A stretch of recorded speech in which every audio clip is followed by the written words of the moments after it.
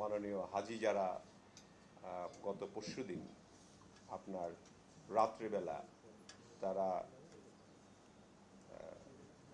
হজ থেকে ফেরার পথে এখানে এসে তাদের লাগেজ সংক্রান্ত একটা বিষয়ে একটা পোস্ট দিয়েছে যে লাগেজের সেই লাগেজগুলি কাটা হয়েছে এবং লাগেজের 150টি লাগেজ থেকে মালামাল চুরি হয়েছে এ সংক্রান্ত বিষয়ে একটি সামাজিক বিষয় সামাজিক যোগাযোগ মাধ্যমে পোস্ট করা হয়েছে এবং প্রধানমন্ত্রীকে ট্যাগ করে মাননীয় প্রধানমন্ত্রী এ ব্যাপারে আমাদের সঙ্গে সঙ্গে নির্দেশনা প্রদান করেন এবং আমরা আমাদের তরফ থেকে সঙ্গে সঙ্গে এটা তদন্ত করার জন্য নির্দেশ প্রদান করি।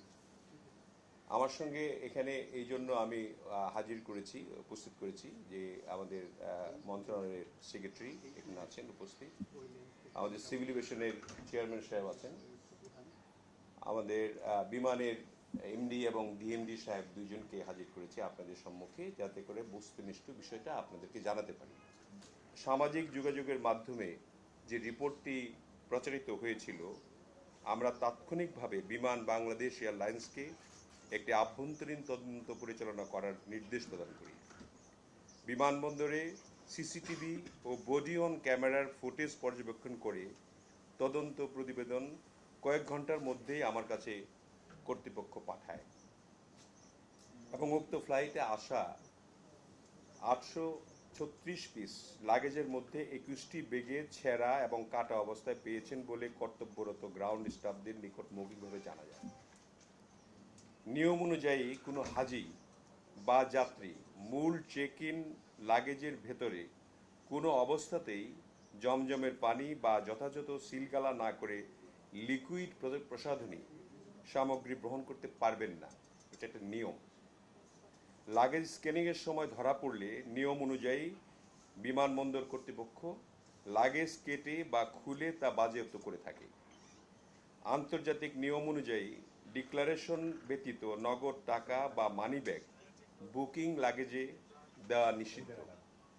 ঢাকা বিমানবন্দরে সিসিটিভি ফুটেজ পর্যবেক্ষণ করে কোনো ধরনের মিসহ্যান্ডলিংয়ের প্রমাণ পাওয়া যায়নি। সাংবাদিকদের উদ্দেশ্যে আমি বলতে চাই, আপনারা এরকম পদক্ষেপ নেওয়ার কারণে আমরা ভবিষ্যতে অধিকতর সতর্ক হতে পারব। এখন গণমাধ্যম যে আসলে স্বাধীন তা আপনাদের কাজে পরিলক্ষিত হচ্ছে, এই জন্য আপনাদেরকে আমরা ধন্যবাদ জানাই। তবে সমালোচনা গঠনমূলক হওয়া দরকার। বর্তমানে সরকার সকল স্তরের সার্ভিস উন্নয়নের জন্য প্রতিশ্রুতিবদ্ধ, আপনারা জানেন।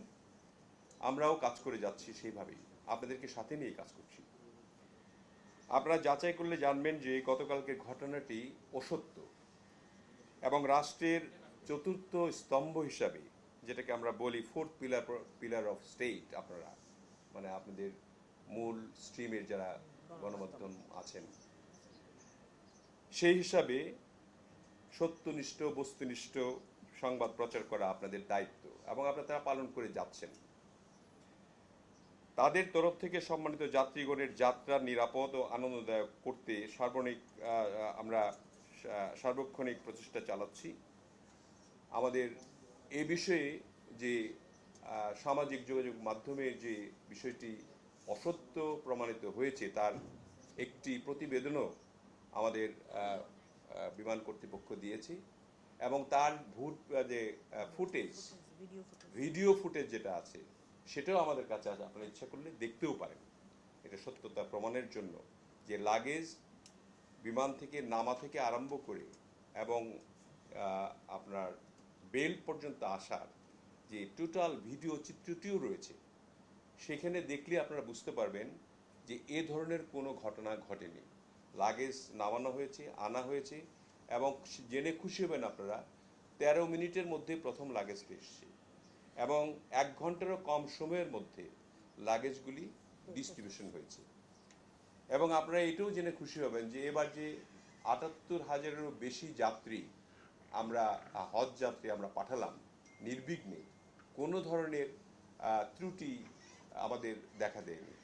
আমরা সুন্দরভাবে, এমনকি এখানে যে আপনার ইমিগ্রেশন, নুসুক কার্ড, খাবার দাবার এগুলি সহ এমনকি শেষে মাননীয় প্রধানমন্ত্রী নিজে গিয়ে হাজিদের সঙ্গে বিমানে কথা বলে তাদেরকে প্রেরণ করেছিলেন এবং হাজিরা খুব খুশি ছিলেন। এবার অন্যান্য বছরের তুলনায় আমাদের এই গণতান্ত্রিক সরকার আসার পরে এবারই প্রথম হাজিরা খুব সন্তুষ্টির সাথে তারা হজ করতে গিয়েছেন এবং আসার পথে যদি কোনো ধরনের অসুবিধা হয় তার জন্য আমরা ক্ষমা প্রার্থনাও করেছি।